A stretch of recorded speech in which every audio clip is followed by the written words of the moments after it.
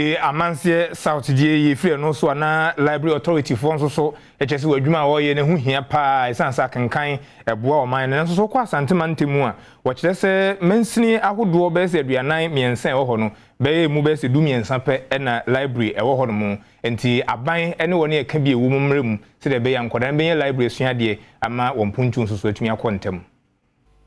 Oshabia otena kenkan ngoma enhwehwemu ahodo a meche library no a Asante mantemu ade ne de eyade esuaye pa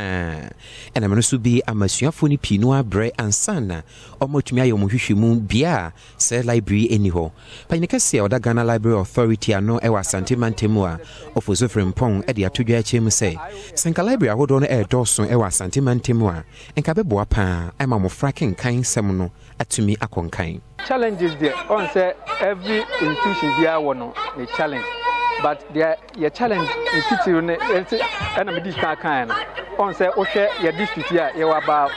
45 districts but on say American libraries me say 30 into yesa into the best say ankran say who ska say MP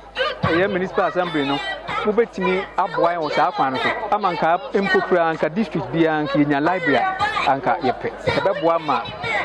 ya kenkan akoso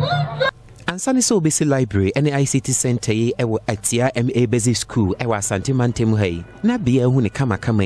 na ye baby a omoto ball agu ye pa na ye kwaye bretu ankasa enka ne free se bia mu ba ne yade bia na head suafo a ne wo mpotam ha ena me no so bi amawura kwakubu achi a ono ahedwe so dwaben municipality ne de hye kronkron edesika ne bosom America dollars no 200,000 ena ahyemu a mprempren asesa bia amana ba bia adesuafo ebetena esuade ahwehwemu ne mpo ICT center nso ode aka ho intina library ne nso no ba bia ene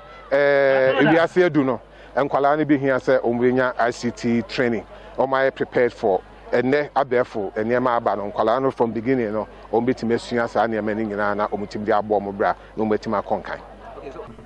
ora kwakubu achi ede to ni nuanom a ewa aman awodo so no se emre dru se bibi kakra omunsa aka no omutumi ye bibi ede bo mu kromfo se ne ebeye a ebe mo masetena mu nsam so atumi akwankan eye tema ena also hu se metima ye bibi ade aboa ede na betima ye aboa okro bibi apeso ye bia so pesi wakoma so na ye ne se obetima ye so de se mu se obetima ya obetima ye Amani boy Anita sewa ajuga edifi Asante mantemu